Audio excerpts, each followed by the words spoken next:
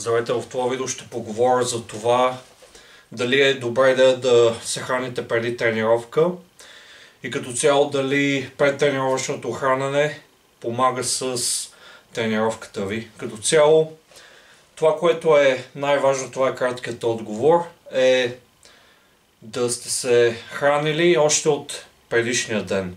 Понеже да кажем, че предишния ден или 2 дни преди тренировката ви, ако сте били на много малко храна, на много ниски калории, това ще ви повлияе за дни напред. Дори и час-два преди тренировка да изядете огромно количество храна, наистина ще се отрази тези дни, в които не сте яли толкова много, ще ви се отразят негативно на тренировките в бъдеще.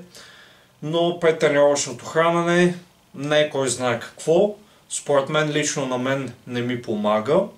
Това, което ми помага е, както ви споменах, е просто всеки ден да се храните по идентичен начин. И просто, ако целта е да отслабнете, просто трябва да приемете, че няма да сте като представяне, няма да бъде всичко 10 от 10, но все пак, ако решите, че час преди това ви кара да се чувствате добре, продължавайте да го правите, но според мен е доста надценено.